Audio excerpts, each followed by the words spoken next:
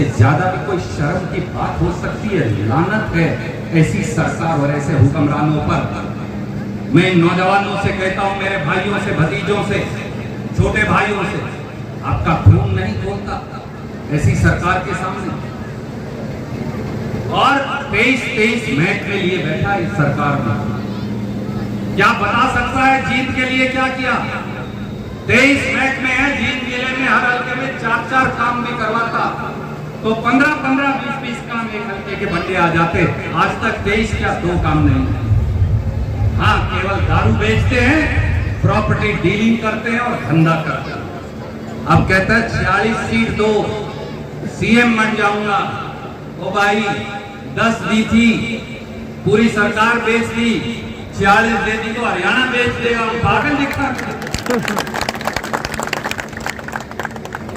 और जजप्पा से भी बड़ा धोखा।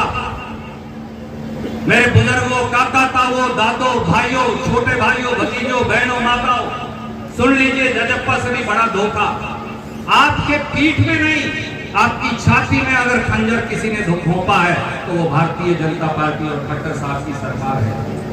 बात तो पुरानी हो गई और उस बात को छोड़ दीजिए, पर एक बात जरूर कहूंगा, याद करिए, अगर 2019 के उपचुनाव में इसी जिले ने, इसी शहर ने अगर कांग्रेस पार्टी को, रणदीप महत्वपूर्ण नहीं, भारद्वाज साहब भी महत्वपूर्ण नहीं, हम तो सेवक हैं, ये सब सेवक हैं जो बैठे, अगर आपने भारतीय जनता पार्टी को धूल चटा दी होती और कांग्रेस को जिताया होता तो आज मेरी बात जरूर शाम को याद करिएगा, जीत का इतिहास भी अलग होता और सत्ता आपकी जोड़ी पर आज खड़ी होती। आपको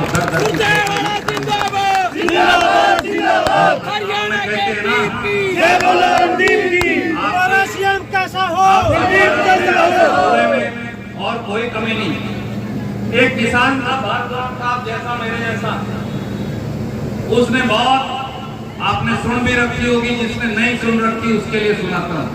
शिव जी की तपस्या से शिव जी प्रकट हो गए प्रधान, बोले मांग क्या मांगता है? उसमें की मांगना कि भारद्वाज के मांगे तो इनको तो सेवा कुछ मांगने मांगने का तो कुछ था। महाराज बहुत सोचा कि आप शिव जी प्रकट ही हो गए, कुछ को मांगना छोड़ना तो है नहीं। बोले मुझे अमर कर दो। अब भगवान भी बड़े चक्कर में पड़े। बोले भाई अमर तो भगवान अमर नहीं कर सकता, एक बात कर देता, जब यम तेरा टेम आएगा, यमराज आएगा तो तुझे तेरे पैरों की तरफ खड़ा दिखेगा, तो जब तक तेरे पैरों की तरफ 5 मिनट खड़ा नहीं होएगा तेरी जान नहीं ले सकता। बोला जी हाँ ये दे दो, तो कई काम मैं फौरन कर दूंगा, सिराने की तरफ कर दूंगा, कोई दिक्कत नहीं। भूल भाल गया, अगला अपनी खेती करता रहा, बालक हो गए, बालक बड़े हो गए, बहुएं आ गई, फिर वो आगे काम करने लगे। एक दिन वो का पीने लग रहा, गरा पड़ा खटोली के ऊपर लुटा हुआ, तो यमराज आ गया। अब यमराज, उसको तो वरदान था, उसको दिखना था, तो उसने कहा भाई पंडित जी मैं आ गया हूँ, परा में खड़ा हूँ, रणदीप में आ गया हूँ, वहां खड़ा हूँ, देख ले। अब अगला तो शाना तो था, उसने तो फौरन जो पांव को सिराने की तरफ कर लिया और सर परान कर लिया।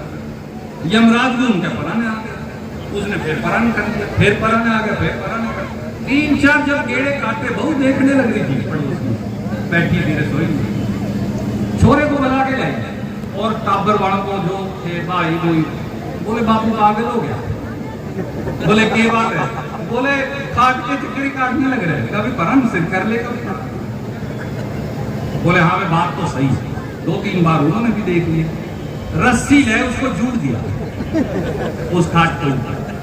उसने बड़ा कारण ना मरवाओ रे खसमो, ना मरवाओ टाबर वालों, ना मरवाओ, मैं किसी से मरने वाला नहीं हूँ, मैं मरवा सको मुझे और नहीं मार सकता कोई, ना मरवाओ खसमो, ना ये ले जाएगा मुझे, मारे मुझे। क्या नहीं सुने? बोले तो बापू तो पागल हो गया। वो उन्होंने झूठ दिया, यमराज उसके पांव की तरफ खड़ा हो गया, उसकी जान काट के चल गया। जब जाने लगा तो बोला भाई यमराज की एक बात सुन, तेरे से तो मैं मरूंगा, तो टापर की स्पीसी होगी। तो साहब मैं तो आपको हाथ जोड़ के आपका बेटा हूँ, बड़े बैठे उनका पोता भी लगता हूँ। अब 55 साल उम्र होगी तो भाई भतीजे पोते भी हो गए, वो भी आए हुए, तो मेरे से छोटे पानी वाले भी बैठे। देखो एक बात बताओ, आप तो कभी मार लो, हिंदुस्तान में और किसी के मारे तो हम मर नहीं सकते। मुख्यमंत्री जिंदाबाद। हमने भी ये सोचा उस समय, पंडित जी ने मैंने चर्चा की, पंडित जी कोई बात नहीं, अपनी सरकार नहीं है, अगर मेरे मरने से जींद का भला होता है तो इनको एक एक मेरा टुकड़ा काट लेने से कोई दिक्कत नहीं। पर अब तो कई साल बीत लिए, 9 साल सरकार के हो गए और 5 साल से जाके करीब इस बात को हो गए। आज मैं आपको फिर याद दिलाने